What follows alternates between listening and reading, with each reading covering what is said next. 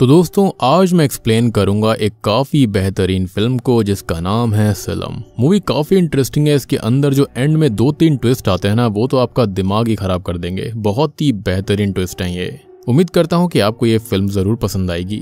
और दोस्तों मैंने रिसेंटली एक्सप्लेन किया है एंजल्स वर्सेस डेविल अगाथिया फिल्म को। इन केस अगर आपने इस proper south Indian horror movie को मिस कर दिया है तो जाकर देख लीजिए। उसका लिंक आपको नीचे डिस्क्रिप्शन, पिन्ड कमेंट दोनों में मिल जाएगा। तो चलिए अब बिना किसी देरी के चलते हैं सीधा वीडियो की तरफ। तो कहानी की शुरुआत में हम एक बच्चे बास्करा को देखते हैं जो कि ग्रेवयार्ड में अपने पिता की ग्रेव पर बैठकर उनसे बात कर रहा था। उसके पिता अब इस दुनिया में नहीं थे। अब वो अपने पिता को अपने बेस्ट फ्रेंड के बारे में बता रहा होता है। खैर अब वो अपने पिता को अपनी माँ के बारे में बोलता है। वो ये कहता है कि माँ अब और ज्यादा बुरी होती जा रही हैं। वो हर वक्त उसके ऊपर चिल्लाती रहती हैं, हमेशा चिड़चिड़ी सी रहती हैं। खैर अब वो अपने पिता को बाय बोलकर घर जाने लगता है। घर आकर हम उसकी माँ मिसेस आदित्य को देखते हैं जो कि उस पर काफी चिल्ला रही थी क्योंकि वो स्कूल खत्म होने के बाद अब घर आ रहा था। वो उसको समझाती हैं कि उसे स्कूल खत्म होने के बाद सीधा घर आ जाना चाहिए। तब वो ये कहता है कि वो अपने पिता की ग्रेव पर गया था और तब उसकी माँ उस पर और भी ज्यादा भड़क जाती है और कहती है कि वो उसे पाल रही है, ना कि उसके पिता।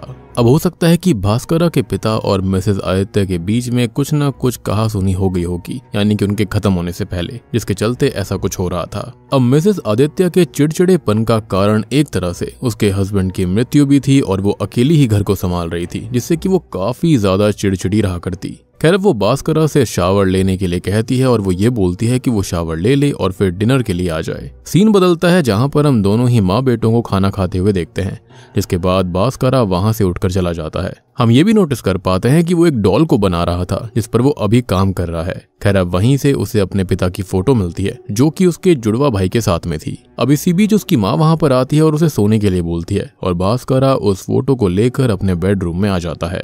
अब भास्करा के पास जो फोटो होती है उसके पीछे उसके पिता के जुड़वे भाई के साथ साथ उसका एड्रेस भी था, यानी कि उसके अंकल के घर का एड्रेस। अब अगले दिन वो स्कूल जाता है जहां पर उसका सिर्फ एक ही अच्छा दोस्त था जिसके बारे में वो अपने पिता के ग्रेव के ऊपर बैठकर बता भी रहा था और बाकी कोई भी उससे बात नहीं करता था। खैर अब टीचर उन बच्चों को बताती है कि वो लोग कल एक बहुत ही अच्छे म्यूजियम में जाएंगे जिसका नाम मैरीटाइम था। ये सुनकर वहां पर एक बच्चा तो ये कहता है कि वहां पर एक रूम के अंदर एक लड़की ने खुद को खत्म कर लिया था और कहा जाता है कि वो लड़की आज भी लोगों को हॉन्ट करती है, यानी कि उसकी आत्मा। अब उसकी बातों को सुनकर भास्करा हंसने लगता है क्योंकि उसे भूत प्रेतों पर विश्वास नहीं था। तब उसका दोस्त उससे कहता है कि भूत होते हैं, लेकिन भास्करा ये कहता है कि उसने तो आज तक किसी भी भूत को नहीं देखा। और तब उसका दोस्त उसको बताता है कि अगर वो अपने 6th सेंस को एक्टिव कर लेगा तो वो भूतों को देख सकता है। खैर अब यहाँ छुट्टी हो जाती है और भास्करा घर जाने लगता है, लेकिन वही बुली लड़का उसको रोक लेता है जिसने कि सभी को म्यूजियम के हॉन्टेड होने के बारे में बताया था, जिस पर भास्करा हंस भी रहा था और यही बात उसे पसंद नहीं आई थी। इसलिए वो भास्करा को धक्का देकर गिरा देता है जिससे कि भास्करा की नाक से खून आने लगा था। खैर अब घर पहुंचकर उसकी माँ उसे काफी बातें सुनाती है क्योंकि उनको लग रहा था कि भास्करा लड़कर आया है। वो उसकी यूनिफॉर्म भी देखती है जो कि फट गई थी, जिस पर वो उसे काफी लेक्चर देती है कि पैसे पेड़ पर नहीं उगते और वो इतनी मुश्किल से उसकी फीस को भर रही है, लेकिन वो फिर भी ऐसी हरकतें करता है। अब अपनी माँ की इतनी सारी बातें सुनकर भास्करा इमोशनल हो जाता है और उसकी आंखों से आंसू टपकने लगते हैं। जिसके बाद भास्करा अपनी डॉल के पास जाता है और उससे कहता है कि वो उसकी माँ की रक्षा करे क्योंकि वो उसके अंकल एंटोन को ढूंढने जा रहा है। यहाँ पर जो भास्करा था वो घर से भागने वाला था। वो पहले म्यूजियम जाएगा अपने स्कूल फ्रेंड्स के साथ और उसके बाद जाएगा सीधा अपने अंकल के एड्रेस पर। अब जाने से पहले वो अपनी माँ के लिए एक चिट्ठी छोड़कर जाता है, जिसके बाद वो वहां से निकल गया था। खैर अब अगले सीन में हम भास्करा को म्यूजियम के अंदर देखते हैं। मीनवाइल घर पर उसकी माँ ने उस नोट को देख लिया था। खैर अब भास्करा को वो बुली बच्चे पकड़कर उसी रूम के अंदर बंद कर देते हैं जहां पर उस लड़की ने खुद को खत्म किया था और वहां पर वो फांसी का फंदा आज तक था, जिसको देखकर भास्करा डर जाता है और वो जोर जोर से दरवाजा पीटने लगता है। लेकिन वो बुली बच्चे बाहर खड़े होकर बस मजे ले रहे थे। जिसके बाद जब वो दरवाजा खोलते हैं तो वो नोटिस करते हैं कि भास्करा गिरकर बेहोश हो गया था। अब ये देखकर वो सभी बच्चे डर जाते हैं और वहां से भाग जाते हैं। जिसके बाद जब भास्करा की आंख खुलती है तब वो अपने सामने उसी लड़की के भूत को देखता है, जिसको देखकर वो बाहर आता है जहां पर उसे एक लेडी दिखाई देती है जिससे वो हेल्प मांगने लगता है, लेकिन वो भी एक भूत ही थी जिसको देखकर वो काफी डर गया था। लेकिन वो पूरा म्यूजियम भूतों से ही भरा हुआ था। अब वो वहां से भागते हुए बाहर निकलता है और उसे अब उसके अंकल एंटोन के पास जाना था। वो बस स्टॉप पर जाता है जहां पर एक लड़की बैठी हुई थी। वो उसे आवाज लगाता है लेकिन वो लड़की उसकी बात को इग्नोर कर रही थी, जैसे कि इस लड़की को भास्करा दिखाई ही ना दे रहा हो। फिर इसके बाद जब वो बस में बैठ जाता है, लेकिन उसके पास पैसे नहीं थे, इसलिए कंडक्टर के आने पर वो कहीं छुप गया था। अब अगला सीन ग्रेवयार्ड का था, जहाँ पर वो अपने पिता की ग्रेव के पास जाकर ये सारी बातें उनको बताने लगता है। लेकिन ग्रेवयार्ड के अंदर अब और भी ज्यादा भूत प्रेत दिख रहे थे, जिनको देखकर वो डरते हुए भागने लगता है। अब वो अपने अंकल के घर के एड्रेस को मैप पर देखता है और अपने अंकल के घर पर पहुंच जाता है। अब दरवाजे पर उसके अंकल एंटोन आते हैं और वो उससे पूछते हैं कि वो कौन है, जिस पर वो बताता है कि वो उनके भाई का बेटा है। और यहाँ पर वो बास्कारा को पहचान लेते हैं और वो उसे देखकर काफी खुश भी थे। वो उसे अंदर बुलाते हैं, जिसके बाद वो उसे उसकी आंटी एमी से मिलवाते हैं। वो लोग उसको देखकर बहुत ही ज्यादा खुश थे, जिसके बाद वो उनकी ट्विन डॉटर्स एमएल और लिया से मिलते हैं। खैर, अब इसके बाद ये लोग खाना खाने बैठते हैं और खाना खाते टाइम एंटोन का परिवार काफी खुश लग रहा था। बास्कारा नोटिस करता है कि उसके अंकल का परिवार काफी अच्छा है और वो हर वक्त हंसते रहते हैं और आंटी एमी अपनी बच्चियों को काफी अच्छे से ट्रीट करती है। खैर, अब इसी बीच वो नोटिस करता है कि उसके अंकल को खांसी आती है और वो पानी पीते हैं। अब आंटी एमी अपनी बच्चियों को बताती है कि वो वेकेशन पर जा रहे हैं, जिससे कि वो दोनों काफी खुश थीं। खैर, अब खाना खाने के बाद में बास्कारा आंटी एमी के पास में आता है। वो उनसे ये पूछता है कि क्या वो कभी अपनी बेटियों के ऊपर चिल्लाती नहीं है, जिस पर वो कहती है कि हाँ, वो कभी कभी चिल्लाती हैं जब उनकी बेटियां गलती करती हैं। अब बास्कारा अपनी आंटी को बताता है कि उसकी माँ उससे प्यार नहीं करती और वो उन पलों को मिस करता है जब उसकी माँ उससे ठीक से बात किया करती थी, लेकिन अब वो उससे बिल्कुल भी अच्छे से बात नहीं करती हैं, ना ही अच्छे से ट्रीट करती हैं। तब उसकी आंटी उसको ये कहती है कि इसका कोई ना कोई रीजन होगा, शायद से वो किसी चीज से परेशान है। जिसके बाद में एंटोन आकर बास्कारा को उसका रूम दिखाने के लिए ले जाता है, जहाँ पर आज वो सोने वाला था। अब बास्कारा को वो रूम काफी पसंद आता है, जिसके बाद उसकी आंटी वहाँ रूम में आती है, जहाँ पर वो उसके लिए चॉकलेट मिल्क लाई थी। अब आंटी एमी उसको कहती है कि वो जब तक चाहे यहाँ पर रह सकता है।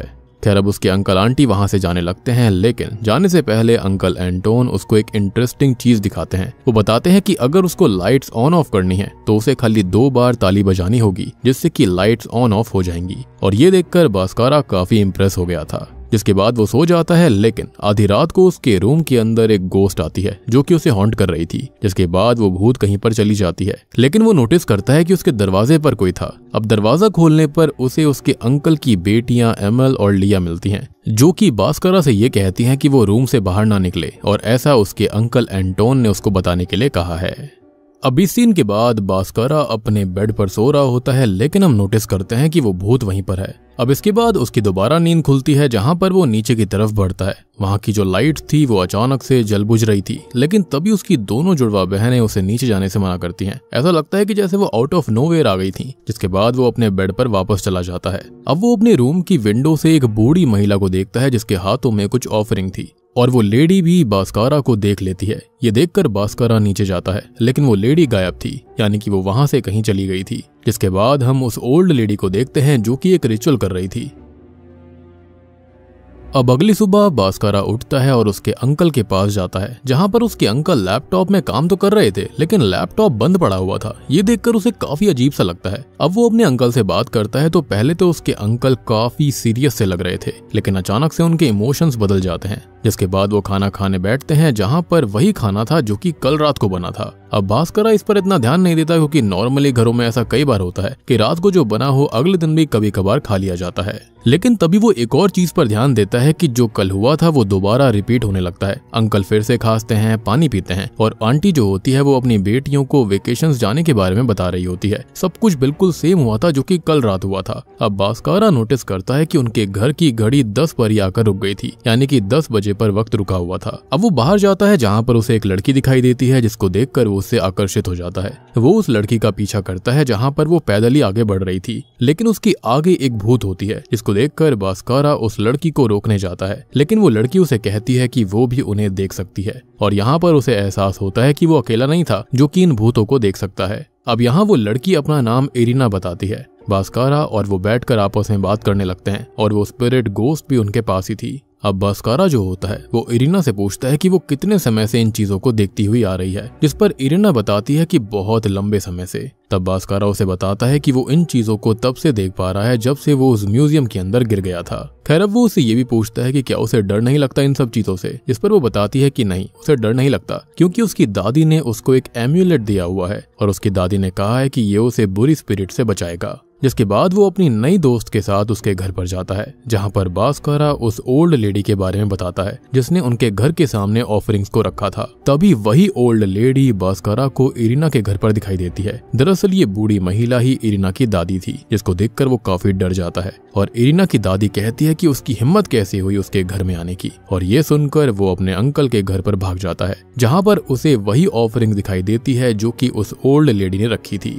खैर अब वो रात के खाना खाने के लिए बैठते हैं और आज भी वही सेम खाना बनाया गया था जो कि 2 दिन से बनता आ रहा था। लेकिन यहाँ पर बास्कारा नोटिस करता है कि ये सब खाना वही ऑफरिंग वाला खाना है, जिसके बाद वो चीजें दोबारा से रिपीट होने लगती है, ईच एंड एवरीथिंग। जिसके अंदर अंकल को खांसी आती है, वो पानी पीते हैं। माँ अपनी बेटियों को फिर से वेकेशन के बारे में बताती है और घड़ी 10 पर आकर रुक गई थी। अब चीजें और भी ज्यादा डरावनी होती जा रही थी बास्कारा के लिए। वो काफी घबरा रहा था। जिसके बाद जब वो सो रहा होता है तब भूत उसके रूम में आकर उसे परेशान करने लगते हैं। वो कभी उसका ब्लैंकेट खींचते और कभी ताली बजाकर लाइट्स को ऑन ऑफ करने लगते। जिसके बाद बास्कारा को अपने रूम के बाहर कुछ आवाजें आती हैं। बाहर जाकर देखता है कि उसके अंकल आंटी आपस में कुछ बात कर रहे थे। अब तभी वो सीढ़ियों से नीचे लाइट फ्लिकर होते हुए देखता है, लेकिन वहां पर कुछ लोग फोटो क्लिक कर रहे थे। नीचे जाने पर सब कुछ गायब हो जाता है और तभी बास्कारा पर एक स्पिरिट हमला कर देती है और वो उसका पीछा कर रही थी। दूसरी ओर हम उसी बूढ़ी महिला को देख पाते हैं जो कि कुछ रिचुअल्स कर रही थी, जिससे कि जो स्पिरिट बास्कारा के पीछे थी वो दूर जाकर गिरती है।